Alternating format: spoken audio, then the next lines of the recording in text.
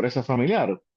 Eh, Al final del día, tenemos que tener en cuenta que toda empresa familiar, su fundador o fundadores, son estas personas las que marcan la pauta de cómo va a ser el desarrollo aguas abajo de esa empresa familiar.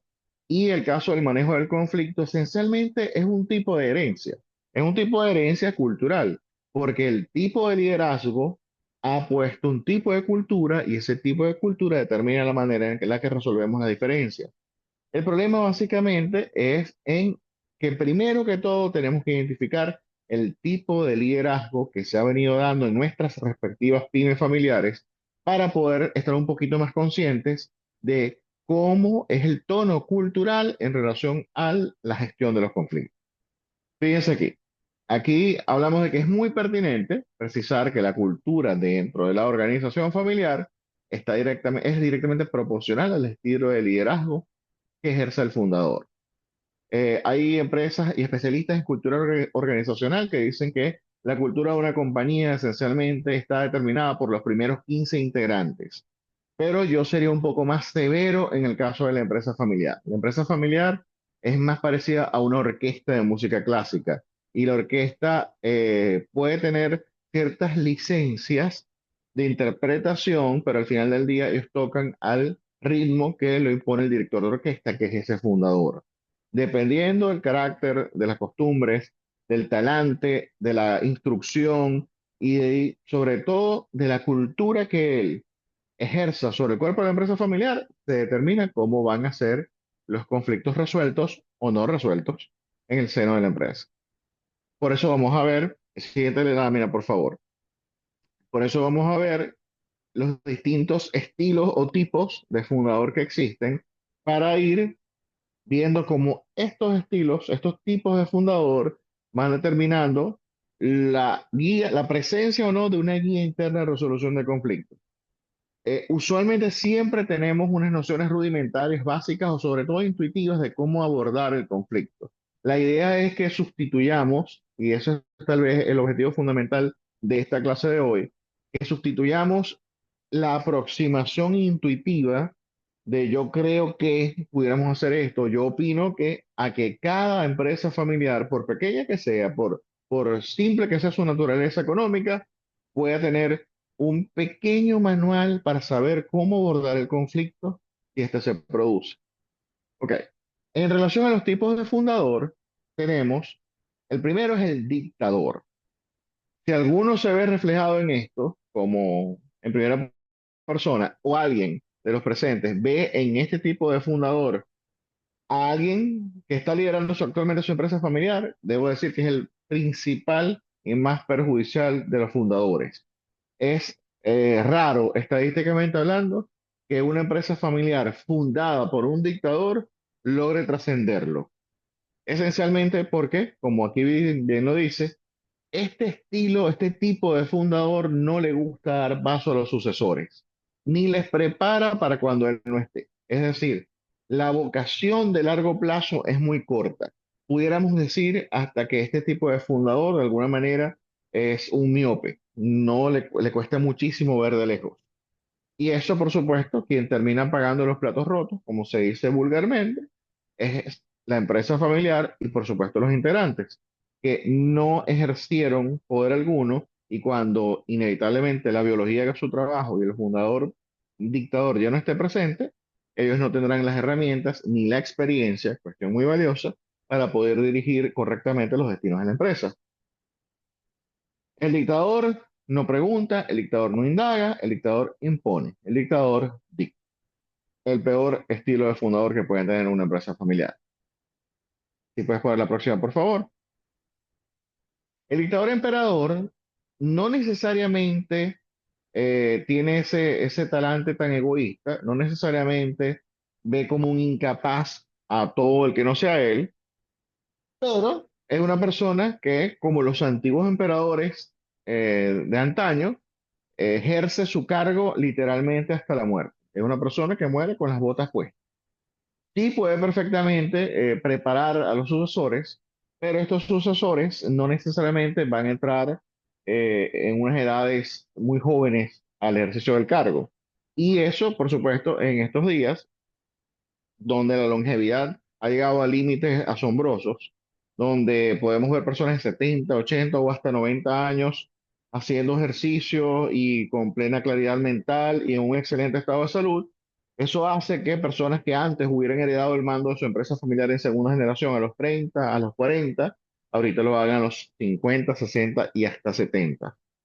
Este estilo de fundador creo que hace bastante daño también, mucho menos que el dictador sin duda. El emperador es una persona también autócrata, el emperador no consulta, el emperador básicamente toma las decisiones que le convienen, cuando les conviene y cómo les conviene, y esencialmente tiene un gran problema de cara al futuro de la empresa familiar en su ausencia, que es que no ha enseñado en las ideas de la democracia a las nuevas generaciones. Y eso, bueno, no me quiero adelantar, pero eso es algo muy importante de cara a la sostenibilidad de la empresa y de cara, por supuesto, a gestionar correctamente los conflictos. Si puedes poner la próxima, por favor. Fíjense este estilo de fundador de empresa familiar. Él esencialmente deja a los sucesores ocuparse del cargo sin oponer. Hay una expresión francesa llamada laissez-faire, laissez-passer, que dice laissez-faire, laissez-passer. Básicamente lo que significa es dejar hacer, dejar pasar. Este sería un tipo de fundador. Ese fundador donde no hay una transición formal de poder hacia la segunda generación y ellos simplemente van incorporándose y tomando cada vez decisiones más importantes, pero esta persona pareciera que más bien el liderazgo le molesta. Pareciera que se siente más cómodo en las sombras y pareciera que ceder el testigo es más fácil que mantenerlo por un tiempo determinado. Esto pareciera la antítesis del dictador, pero yo me atrevería a decir que en muchos casos termina siendo igual de negativo para la empresa familiar. Y ustedes dirán, ¿por qué? Si este más bien está dejando que las nuevas generaciones se ocupen de la empresa, de que ellos tomen decisiones, que sea más democrática. Sí, pero es que ustedes no van a poner a un niño de 6 años a manejar un vehículo. Y muchas veces este talante, este estilo de personalidad, esencialmente no ha sabido formar esos directivos del mañana. ¿Qué pasa? Cuando se es un fundador de tipo gobernador, pues sencillamente este tipo de personas criadas en la familia y además fomentadas en la empresa por el gobernador, no conocen coto, no conocen límite. Son empresas donde básicamente los lineamientos, reglas y reglamentos no son muy acatados, no existen límites claros y esto es igual de pernicioso. Lo que nos lleva al último estilo o tipo de fundador, que es el único que yo creo que es recomendable. Lamentablemente esto depende de la personalidad de quien funda la empresa. No es por casualidad que solamente 3 de cada 100 lleguen a manos de la tercera generación. Estadísticas del profesor John Ward en Chicago. El embajador. ¿Cómo es el estilo del embajador? El embajador manda por el tiempo que tiene que mandar, un periodo prudencial, no un periodo de 60, 70 años, no como la reina Elizabeth. No obstaculiza la sucesión, por el contrario, planifica el proceso de sucesión, la cesión del patrimonio, planifica cómo van a prepararse, hace un plan de carrera para los sucesores, en aquellos que quieren estar en la operación y hasta para aquellos que no quieren estar en la operación, que se llama accionistas pasivos. Y además de esto, prepara a la organización, porque el proceso de sucesión es como una moneda que tiene dos caras. Si es verdad que a la empresa o al fundador, al heredero, le es muy importante poder acceder a esos puestos de poder, pero también es muy importante que a la organización se le prepare para tener un nuevo liderazgo, con otras maneras de pensar, tal vez más innovadoras, distintas, nuevas maneras de proceder. También es importante preparar a la organización, a los empleados, a los ejecutivos, para que haya una simbiosis perfecta. El tipo de fundador embajador generalmente es una persona que su actitud frente al conflicto es muy interesante esto. Ellos empiezan como dictadores, normal en cualquier empresa familiar y hasta justificable, lógico y comprensible, pero van sabiendo mutar y transformar y fomentar el crecimiento del árbol democrático en la organización. Y eso es admirable, porque si bien ellos al principio tenían que tomar todas las decisiones, ellos saben y entienden que eso no es un proceso sostenible por toda la vida y que las segundas y terceras y cuartas y las que vengan generaciones sí deben aprender a hablar el idioma de la democracia, al menos para ser sostenible y para ser próspero. Entonces, quería que tuvieran esta idea muy clara al principio, porque sin comprender el origen, no podemos elaborar ningún tipo de guía. Si puedes seguir la próxima, por favor. Este es un brevísimo ejercicio, no es para que lo digamos, a menos que alguien quiera compartir, al final.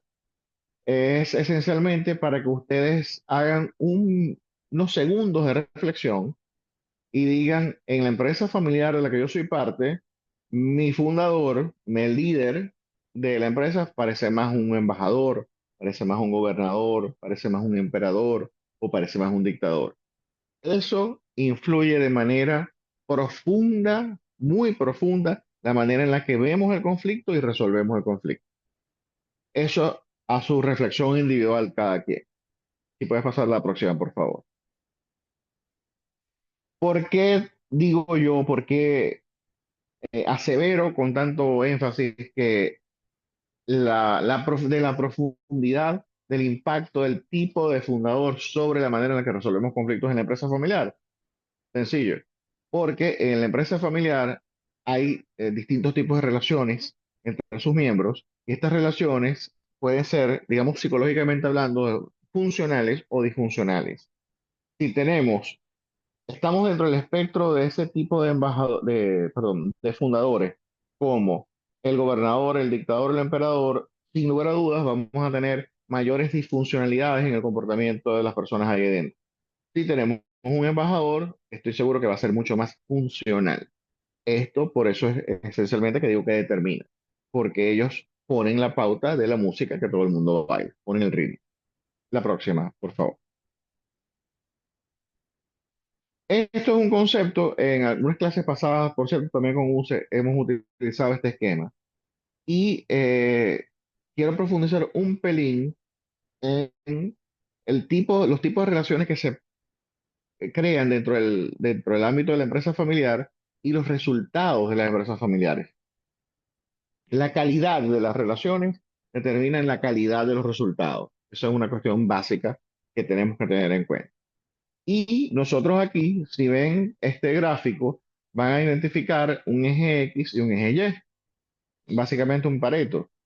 Y ustedes van a ver esencialmente dos valores. La sostenibilidad, que habla de la capacidad de sostenerse en el tiempo de la empresa familiar, y por otro lado, la prosperidad, que esencialmente se refiere a la capacidad de creación de valor de esa empresa familiar. Hoy en día, por cierto, ese concepto de valor ha trascendido lo económico. Es lo básico, porque si no hay, sin ganancia neta no existe empresa que valga. Pero más allá de la ganancia neta que va al bolsillo del accionista, la creación, la capacidad de crear valor sostenidamente, se ve, además de producir dinero, se ve como la capacidad de producir relaciones significativas de largo plazo, la capacidad de influir en las comunidades circundantes, la capacidad de desarrollar una marca eh, bien querida, bien acogida, que tenga un market fit perfecto en el mercado. Es una serie de valores adicionales además del dinero.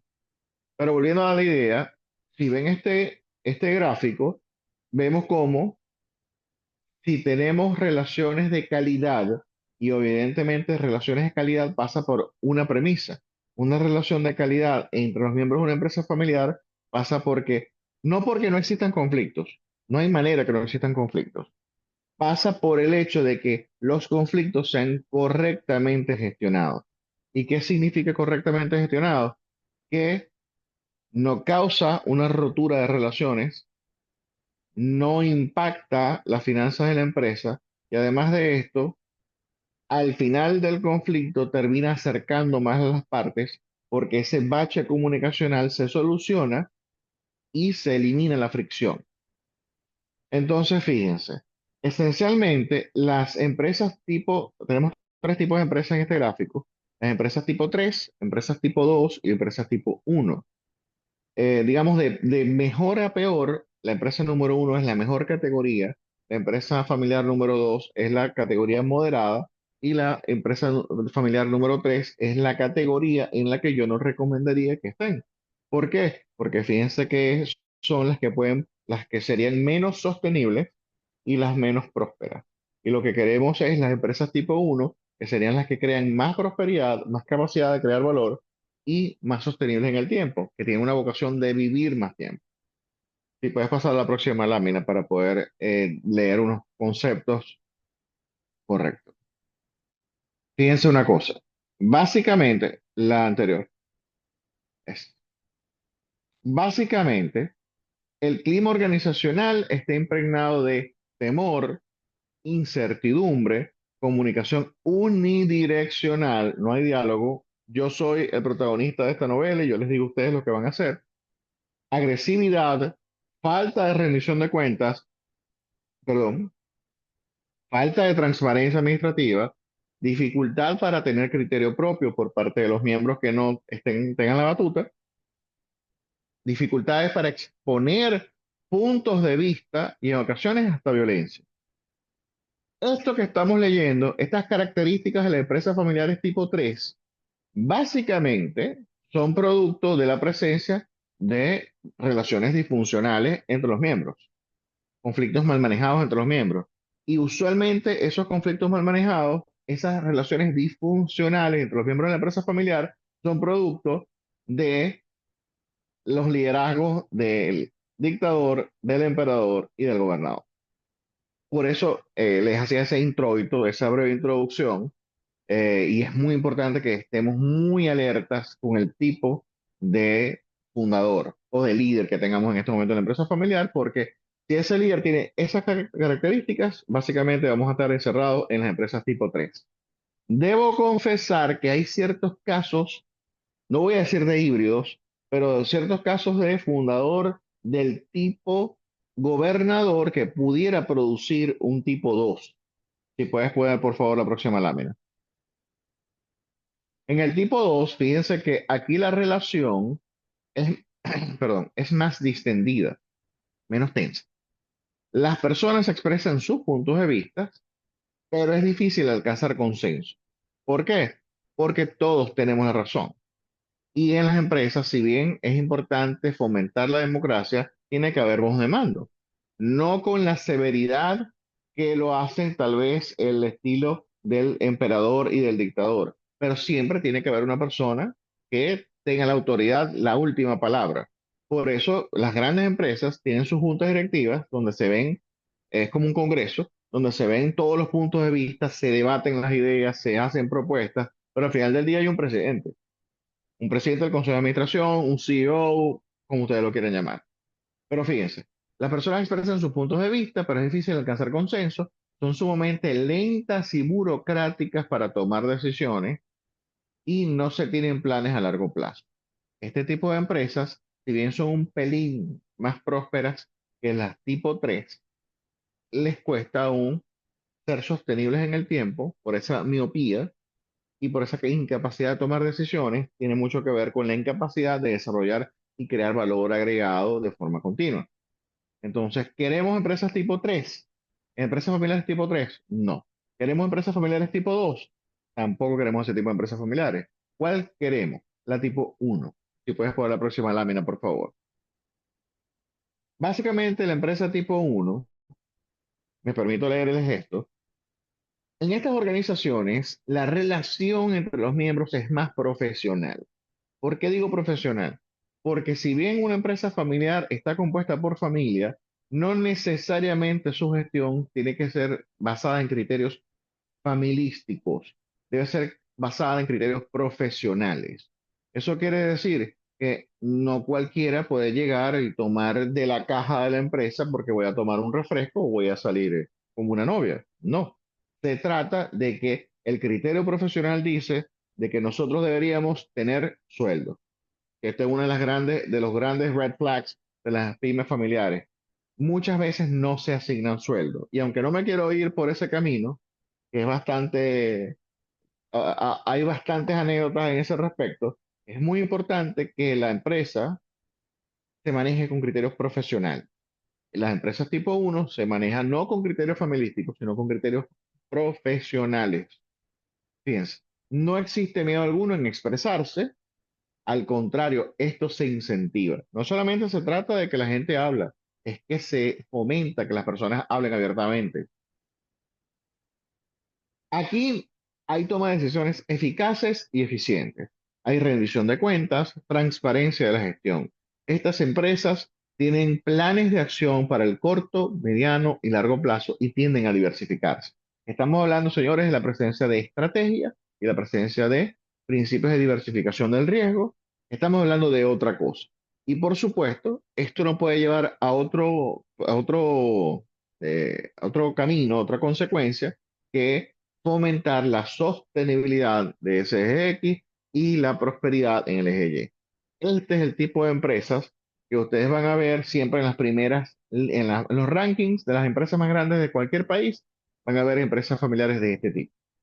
Y no es casualidad. Recuerden, por favor, nótese esto, estas tipologías son dinámicas. Si una empresa es 3, no es que va a morir 3, o si la empresa es uno y él lo hace perfecto, no implica que no pueda retroceder. Esto significa nuestra constante vigilancia. Estos tipologías, al ser dinámicos, pueden cambiar tanto de arriba para abajo como de abajo para arriba. Es muy importante que estemos constantemente verificando que estemos en el lugar correcto. Es como anclarnos. Ustedes saben que si ustedes dejan un barco a la deriva sin un ancla, la corriente se lo lleva. Es muy importante estar alerta y anclarnos en la categoría correcta. Si puedes poner la próxima, por favor. Una cosa muy importante, y esto básicamente es la columna vertebral de la metodología que utilizamos en Family Sapiens para hacer consultoría, es un tablero de control que desarrollamos con la intención de brindarle a los empresarios familiares, a las pymes familiares, es como un tablero como el del coche, como el de un avión, de modo que puedan ustedes monitorear los 8 aspectos más importantes que debe prestar atención y especial cuidado todo empresario familiar. ¿Por qué? Porque cada una de estas 8 variables significa o un potencial conflicto destructivo o una potencial oportunidad de crecimiento. Todo depende de cómo sepamos manejar cada una de las variables. En la parte número uno, fíjense, de izquierda a derecha, desde el superior a la derecha, la familia, la variable más importante de la empresa familiar, básicamente porque, como les decía, son dos sistemas que se están interrelacionados entre sí. La familia es funcional y tiene un buen estilo de liderazgo, esa empresa tiene una base sólida. La familia tiene muchas disfuncionalidades, puede ser que el negocio sea muy bueno, pero termina yéndose al traste por esas diferencias en la familia. En cuanto al gobierno, ya les hemos dicho, básicamente empiezan como dictaduras que deben aprender a transitar hacia la democracia paulatinamente. Sí, nosotros vemos características autocráticas o dictatoriales en que sobrepasan la primera generación, va a haber problemas. En tercer lugar, la estrategia. Muchas empresas tienen como digo yo, con ganas de echar broma, eh, exceso de mindfulness. Creo que el mindfulness trata, es una técnica, digamos, de meditación que trata de que uno se centre en el aquí y en el ahora. Y yo creo que muchas empresas familiares, sobre todo las pymes familiares, tienen un exceso de mindfulness porque solo piensan en el aquí y en el ahora. Y es muy importante que las empresas piensen firmemente, con los pies firmemente en el presente, pero con la mirada fijada en el futuro. Eso es muy importante y las empresas tienen mucho que ver con la estrategia. Les puedo decir de muchos casos de clientes donde por falta, por esa ceguera estratégica, se han ocasionado importantes conflictos y a veces hasta la desaparición de la empresa. En el ámbito de las finanzas, básicamente la palabra creo que rectora debería ser el orden y la profesionalidad. Ahí hay problemas típicos como que no hay sueldos asignados, o que a veces se toman préstamos que no deberían tomarse. Hay conductas, digamos, típicas de las pymes familiares que deberían ser erradicadas. Si ustedes quieren evitar conflictos, el área financiera debe ser siempre manejada con gran profesionalismo. La otra parte es la sucesión, que es básicamente ese plan que debe confeccionarse para poder transmitir el patrimonio y la administración de la empresa de una generación a otra. Imagínense la cantidad de problemas sucesorales que existen. La otra parte es el intraemprendimiento. Hay empresas familiares que son más abiertas, otras mucho menos abiertas a las nuevas ideas, a la innovación. Mientras más abiertas a la innovación, menos conflicto. La, la parte ya dura de conflictos es si la empresa tiene precisamente algún tipo de preparación o sistema para hacer frente con el conflicto cuando es que se produzca. Y la gran mayoría no tienen algún sistema interno de gerencia de conflictos, que tiene mucho que ver con la escalera que vimos en la clase antepasada y que hoy lo vamos a volver a ver. Y el último punto es la responsabilidad social empresarial. Muchísimas veces, y hoy cada vez más que nunca, las empresas son vistas no solamente como productoras de beneficio económico para su accionista, también son vistas que tienen algún tipo de responsabilidad más allá de los impuestos que pagan. Ojo con esta parte. Todos son factores de oportunidad o factores de importantes conflictos si no son bien gestionados. Por favor, la próxima lámina. Fíjense, hay un mecanismo que se utiliza en coaching que se llama la rueda de la vida, que es esto que tienen a ustedes al frente. Básicamente, cubre varios aspectos, en este caso 8, hay unos que lo hacen con más, otros con menos aspectos, y uno tiene una puntuación que va del 1 al 10, siendo uno bajísima nota, una porquería, y el 10 excelente. Fíjense cómo en la rueda de la vida es un mecanismo que nos permite casi que tomar una radiografía de cómo se siente una persona en un momento determinado. Fíjense, esta persona, con sus respuestas, fíjense en el aspecto de familia, el azul, del 1 al 10 está en 5, perdón, sí, en 5. El aspecto de amigos lo valoro un poco mejor, en el aspecto de trabajo peor que el anterior. Sin embargo, en el aspecto profesional siente más desarrollo, más placer, más alegría. Fíjense cómo en la parte, si bien profesional se siente bien, cuando vamos a la parte de dinero, no es precisamente muy bueno el resultado de cómo esta persona. Esto es algo muy perceptual, es una cuestión muy de percepción del que responde, ¿no? Lo ideal, por supuesto, es que esta rueda estaría llena en todos los aspectos: deporte, recreación, salud, algunos que ponen espiritualidad, pero lo importante es que nosotros, cuando estamos presentes frente a un conflicto en la empresa familiar, si bien, como se los he dicho, interviene mucho la cultura inoculada por el fundador o por el tipo de liderazgo que hay hoy en día, también tiene mucho que ver con el individuo y cómo se encuentra el individuo en ese momento en que el conflicto se da. Precisamente por eso es que es muy importante que nosotros utilicemos mecanismos como este tipo, la rueda de la vida se llama este, y nos permita ver, como digo yo, qué tan desinflada está la goma. Porque al saber nosotros qué tan desinflada está la goma, sabemos en qué parte podemos ayudar a esa persona, en qué parte podemos atenderla, brindarle apoyo y así poder lograr que esta, digamos que la goma, por decirlo didácticamente, esté lo menos agujereada, lo menos rota posible, que esté lo más inflada. Mientras más inflada, más felicidad, menos conflicto. Es muy importante que consideren al individuo. Y así como hay este mecanismo y muchísimos otros mecanismos que sobre todo en la empresa familiar deberían aplicarse para estar constantemente monitoreando el bienestar de las personas. Yo siempre creo que debemos pasar en la empresa familiar, sobre todo en la pyme familiar, de la simple medición de la ganancia neta, que es un valor exclusivamente económico, a un índice de bienestar económico y emocional. Es más holístico, más completo. Si puedes pasar a la próxima, por favor. Algunos recordarán esta escalera. Se hace directamente como una escalera precisamente porque se quiere demostrar cómo gradualmente, peldaño a peldaño, existen distintos mecanismos de gestión del conflicto en la empresa familiar.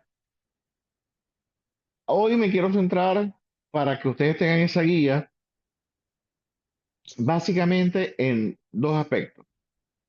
¿Por qué? ¿Por qué dos aspectos? La imposición no, porque la imposición, bueno, es más típica de regímenes autocráticos como los que expliqué del dictador, emperador y, y gobernador. Pero, pero, una vez integrado nuevas generaciones, la imposición simplemente no funciona como sistema de gobierno. El arbitraje, el juicio y evidentemente la violencia es ilegal, pero el arbitraje y el juicio son mecanismos, como les expliqué, heterónomos. Es decir, es un tercero el que viene y decide de manera vinculante, es decir, es obligatorio su cumplimiento. Entonces ahí básicamente ustedes, si llegaran a esa fase, lo que harían es contratar especialistas que los ayuden en esa área. Pero ¿qué está de verdad en las manos? ¿Por dónde pueden tomar las riendas ustedes del conflicto para poder hacer una guía interna de cómo manejarlo? En el peldaño de la negociación y en el peldaño de la mediación. Si puedes poner la próxima, por favor. Ok. Aquí quiero reiterar las bondades del método Harvard de negociación, sobre todo en sus elementos, que lo vamos a ir estudiando uno por uno. ¿Y por qué hago referencia a esto? Porque tiene una gran dicotomía que es muy beneficiosa. En primer lugar, ustedes pueden negociar utilizando esta serie de pasos de forma directa, pero si se llega a dar una mediación interna, el mediador básicamente va a usar las mismas herramientas, va a usar exactamente las mismas herramientas que vemos en el caso de la negociación, simplemente que no para conseguir una agenda propia, sino para facilitar que se produzca un acuerdo entre las partes en conflicto. Pero la metodología es la misma columna vertebral. Entonces, vamos a ir viendo esencialmente qué son los intereses, las posiciones, las opciones de ganancia mutua, la mejor alternativa a un acuerdo negociado o BANA, como se le dice en inglés, la relación, el compromiso y la comunicación. Si puedes poner, porfa, la, esto algunos lo habrán visto, los que no, paso a explicarles. Básicamente, los intereses son la parte que está sumergida del iceberg. Y las posiciones es la parte visible, es lo que nosotros exhibimos en la mesa de negociaciones ante el otro. Hay una cuestión que si quiero hacer una distinción importante en caso de que estén negociando y en el caso de que estén mediando. Si estamos negociando, yo le comunico de forma directa al otro imagínense, yo voy a vender mis acciones en la empresa familiar. Perfecto.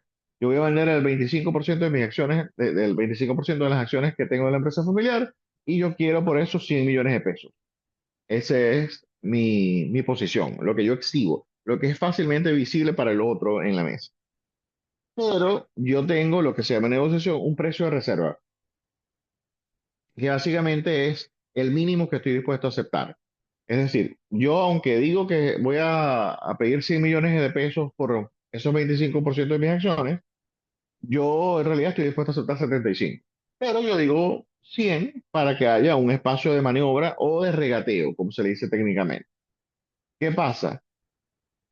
Cuando negociamos directamente, cuando hay dos partes negociando, para la otra parte, eso es información oculta. Él no sabe cuál es mi precio de reserva y yo tampoco sé cuál es su precio de reserva. Tal vez la persona está dispuesto a pagar 100 millones, pero él empieza diciendo yo ofrezco 50. Para el mediador es mucho más fácil lograr encontrar la sopa con Z, zona de posible acuerdo. ¿Por qué? Porque el mediador, si goza de credibilidad y buena reputación para con las personas que está asesorando, esencialmente puede darse cuenta más temprano que los negociadores de los precios de reserva de cada quien y con un manejo ético, por supuesto, y confidencial de esa información, pudiera proponer soluciones que ellos dos directamente no van a llegar. Pero él, como tiene acceso, digamos, a información privilegiada, pudiera plantear escenarios que les beneficie a todas las partes en conflicto. Esa es la gran ventaja del mediador, que tiene mayor acceso a información que el negociador directo. En resumen, el mediador tiene la ventaja de que puede indagar sobre los intereses que se esconden entre las posiciones. Eso es. Esto de las opciones de ganancia mutua aplica para todo escenario de negociación, para todo escenario de mediación o conciliación, en el sentido de que si nosotros nos manejamos sobre la premisa de que tenemos un interés en la substancia, en lo que estamos negociando, en lo que queremos obtener, pero también tenemos un interés sobre la relación, no queremos que se perjudique, trataremos de cumplir mi agenda, pero trataremos en la medida de lo posible de cumplir la agenda del otro. Esto aplica tanto para el negociador como para el mediador. ¿Qué significa esto? Que en nuestra guía interna de resolución de conflictos, nosotros tenemos que tener estos elementos. Nosotros que tenemos que tener literalmente una hoja donde nosotros podamos identificar cuáles son las posiciones que me piden. Bueno, Pedrito me pide 100 millones de pesos por el 25% de las acciones. ¿Y cuál creo yo que es el interés de Pedrito? El interés de Pedrito pudiera ser, bueno, de simplemente no hacer más negocios juntos porque tenemos maneras distintas de ver el negocio, pero además él quisiera mudarse a otra ciudad y necesita tanto para mudarse. Y yo puedo ir, digamos, poniendo en blanco y negro cada uno de estos elementos. Por eso hablaba de una guía para el conflicto, para que en vez de dejarnos llevar solo por la emocionalidad, que obviamente es un contexto muy humano que envuelve todo proceso de negociación y de mediación, también tengamos una guía, digamos, una ruta de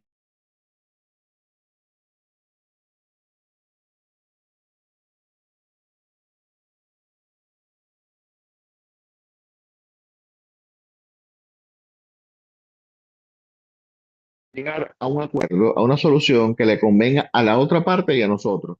Aquí, algunos que estuvieron en la clase del caso de Malva Taján, del Berenice Amir y los camellos, recordarán cómo, si es posible, llegar a soluciones ganar, ganar, donde todos los factores en conflicto puedan obtener su justa medida. Y por cierto, una pequeña anécdota.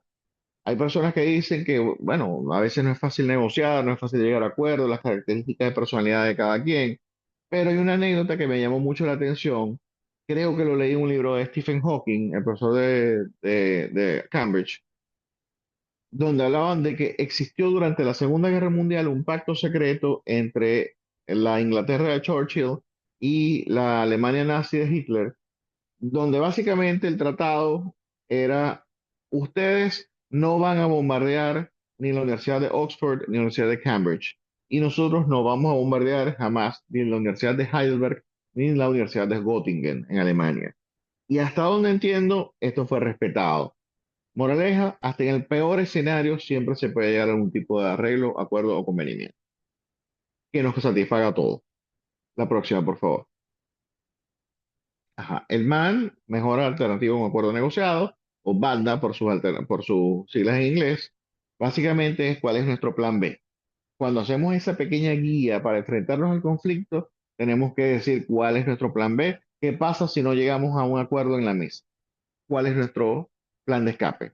Eso es muy importante, por las razones que le exhibí la clase pasada y no se las puedo dejar de reiterar.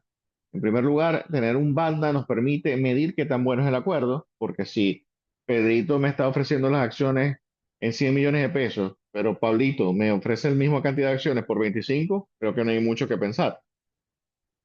Pero además de servirnos para medir qué tan bueno es un acuerdo sobre la mesa, nos sirve para que si en caso de que no lleguemos a acuerdo, tengamos una alternativa digna a la cual retirarlo. Esto es muy importante. El que no tiene banda está negociando entre la espada y la pared. Así de sencillo. O sea que o se aplasta o lo atraviesa. La próxima, por favor. La relación, como les decía, sobre todo en el ámbito de la empresa familiar, tiene una importancia al cuadrado, porque no estamos simplemente tratando de llegar a acuerdos de resolver conflictos con un extraño, con una persona que no nos interesa, sino con alguien que comparte su ADN con nosotros. Entonces, ¿qué pasa? En el ámbito de la empresa familiar, la importancia de cuidar la relación, de que ésta como mínimo no sufra y como máximo más bien se vuelva más poderosa, más unida, es una de las prioridades que tenemos que tener. Y nosotros tenemos que preguntarnos en nuestra pequeña guía de resolución de conflictos en el seno de la empresa familiar, esta negociación, si se produce o no se produce, afecta de qué manera la relación. De manera negativa, de manera positiva, neutro. Es algo que siempre tienen que sopesar. La próxima, por favor. Compromiso y comunicación. Señores, nosotros podemos efectivamente ser los mejores comunicadores del mundo. Podemos hacer que nuestro mensaje llegue prístino, entendible, transparente, creíble al otro lado e igual para acá. Pero si esto no se ve sucedido por un compromiso, por la honorabilidad del cumplimiento de lo que se promete, ningún castillo se sostiene. Sería un castillo de naipes. Es muy importante y esto pasa muchísimas veces en los conflictos, las personas están tratando de apagar el conflicto, llegando a cualquier acuerdo, y esa es la manera incorrecta de hacer las cosas. La manera correcta es llegar a resolver el conflicto alcanzando un acuerdo que sea sostenible en el tiempo. No hacemos absolutamente nada, llegando a un compromiso porque se acabe la pelea, que sabemos que ese compromiso no es sostenible en el tiempo, que no se puede ejecutar, que no se puede cumplir lo que estamos prometiendo. Si nosotros hacemos en nuestra pequeña guía, en una hoja cabe todo esto, en nuestra pequeña guía, esto que estoy prometiendo es sostenible, es posible, puedo cumplir mi promesa y puede el otro cumplirla, perfecto, viva Dios. Si no es así, estamos agarrando una semilla de conflicto, sembrándola, abonándola y regándola. Adivinen qué va a salir de esa planta.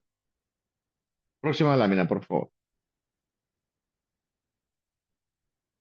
Básicamente, como les decía en una clase pasada, estas herramientas, la mediación, sea interna o externa, lo que trata es buscar que las partes que no logran establecer un puente comunicacional entre sí para tratar de esbozar un acuerdo que permita ganancia mutua a esas personas en conflicto, el mediador, como tiene acceso a esa información privilegiada y tiene estas herramientas y tiene estas metodologías, puede decir, tal vez a Pabrito no se le ha ocurrido y a Pedrito tampoco, pero pudiera plantearse esta solución de modo que el conflicto se extinga y además la relación se preserve.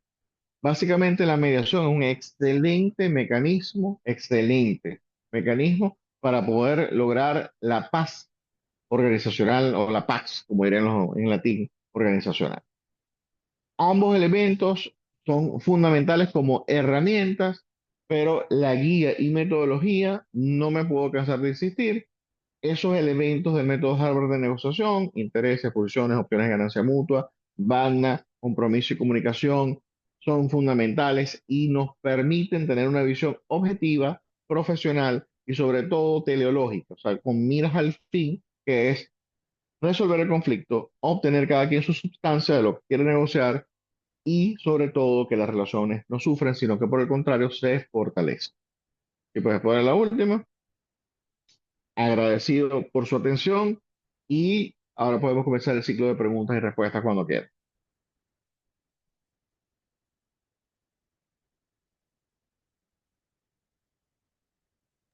Bien, chicos, aprovechar ahora si tienen alguna duda, alguna pregunta, por favor, este es Preguntas, el comentarios, momento. Sí. algún concepto que quieran aclarar.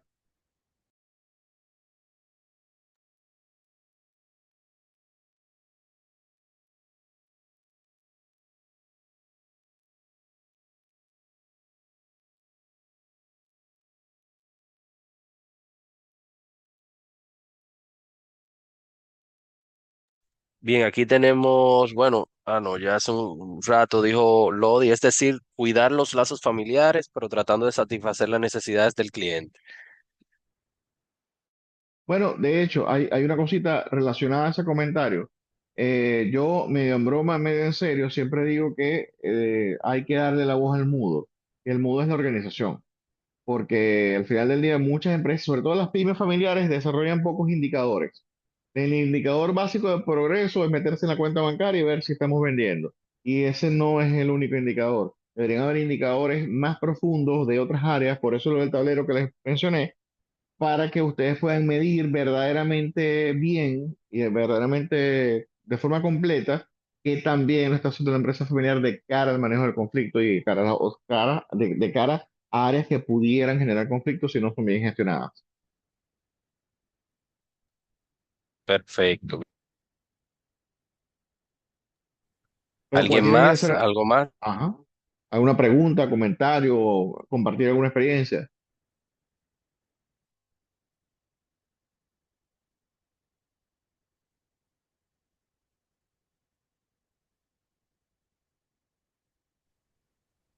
Buenas, soy Loris.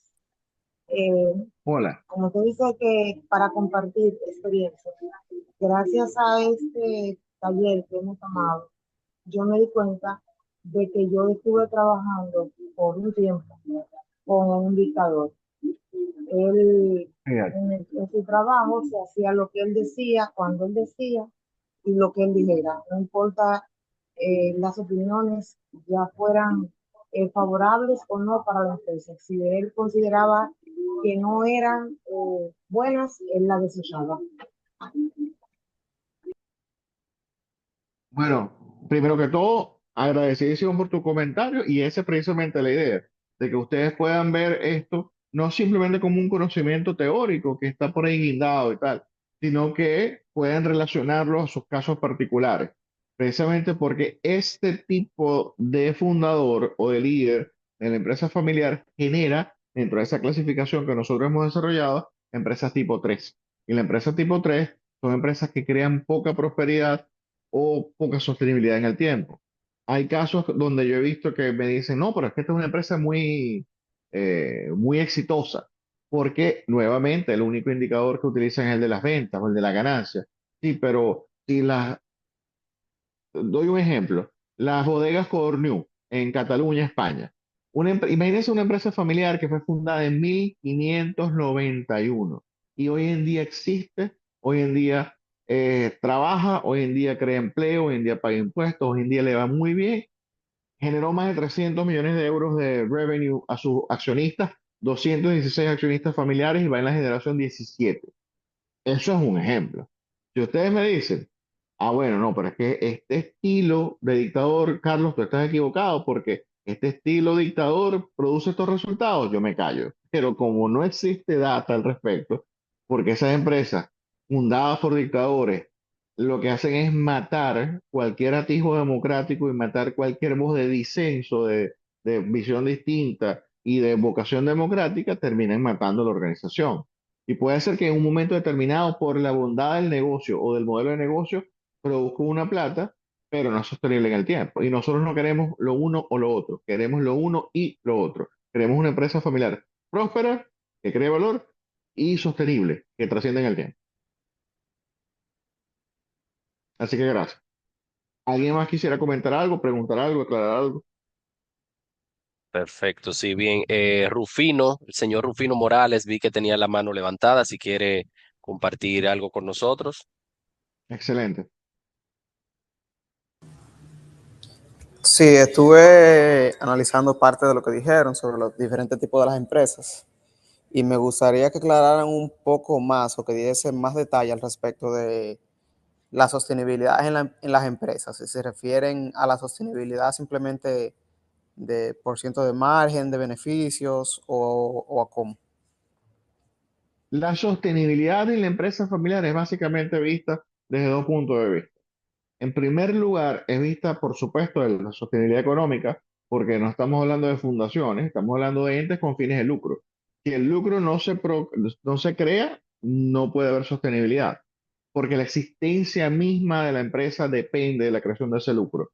Pero la otra cara de esa moneda es que cuando hablamos de sostenibilidad, es esencialmente el sentido de trascendencia en el tiempo y para que una empresa pueda trascender en el tiempo, y ligándolo por supuesto al tema de Marras, no es que no tenga conflictos, es que sea una maestra, un verdadero ejemplo en cómo gestionar los conflictos cuando se presentan, porque los logra desarrollar de una manera que termina fortalecida. Es lo que llama, eh, me escapa ahorita el nombre del autor, pero el concepto de las empresas antifrágiles, que son estas empresas que son más que resilientes, porque resiliente es una empresa que aguanta una mala pasada del contexto.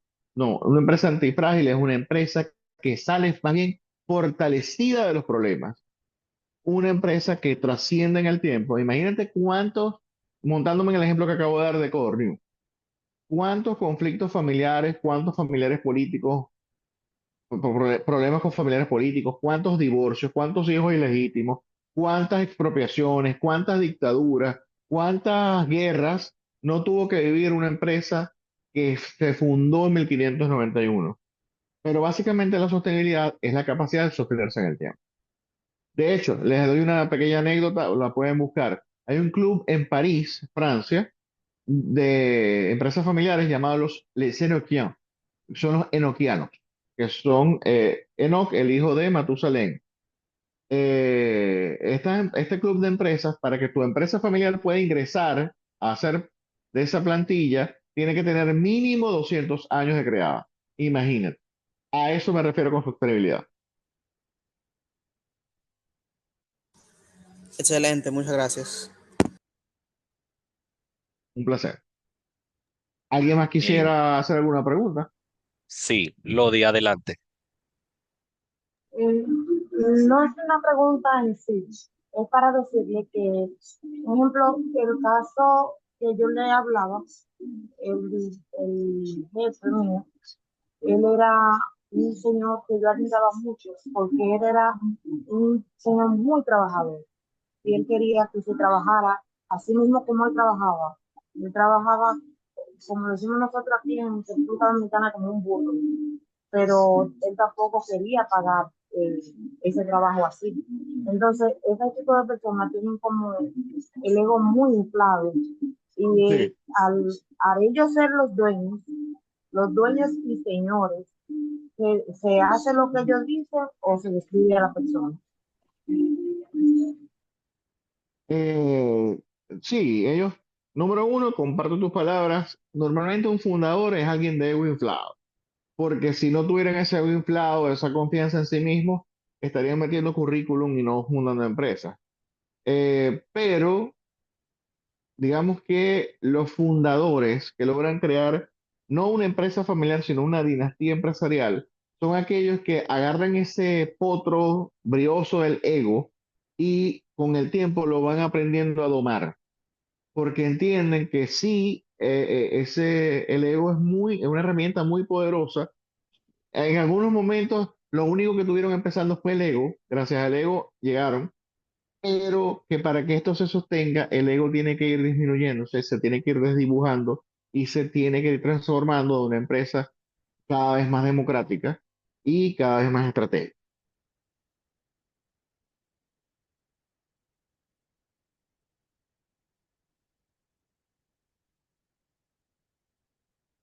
No sé si tienen alguna otra pregunta, otro comentario.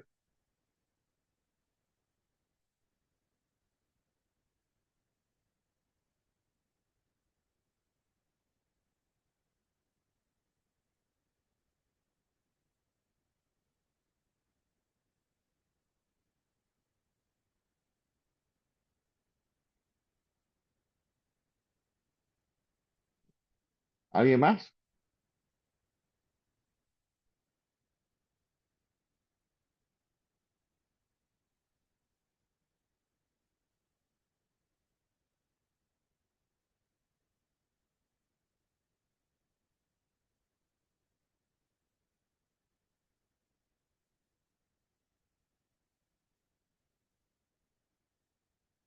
Bueno, si nadie más tiene algún tipo de interrogante o aclaratorio o comentario, yo daría por finalizar la clase de hoy, no sin antes darles las gracias por asistir. Espero que las herramientas aquí expuestas hayan sido de utilidad y les invito a que visiten nuestro Instagram, @FamilySapiens, o nuestra página web, www.familysapiens.com. Ahí pueden encontrar varios artículos que les pueden profundizar en alguna de estas áreas.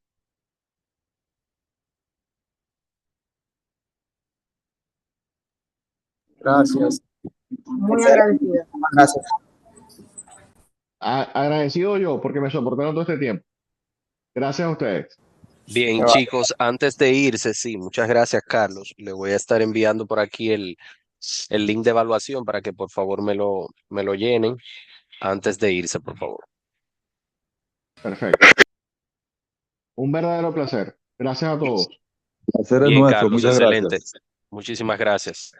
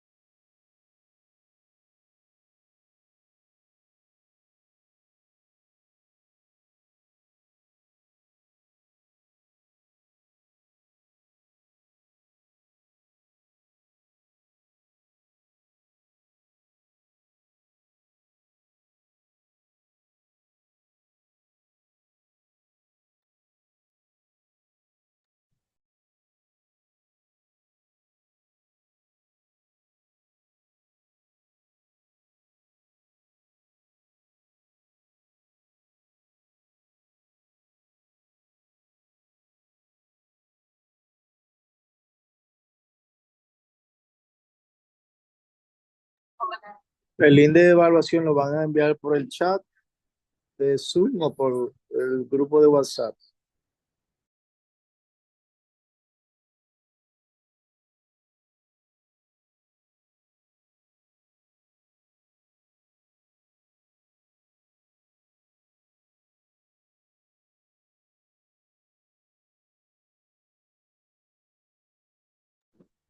Bien, sí, ahora mismo en unos minutos se los enviamos por aquí, el link de evaluación para así que ustedes nos evalúen y podamos mejorar el servicio.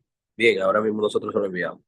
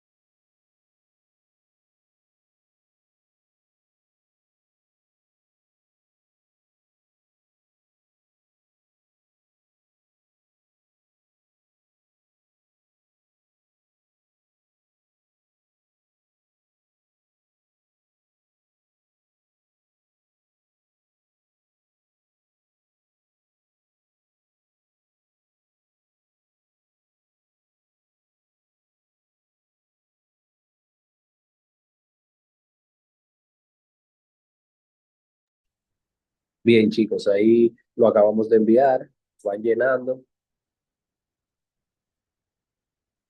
Muchas gracias por la espera.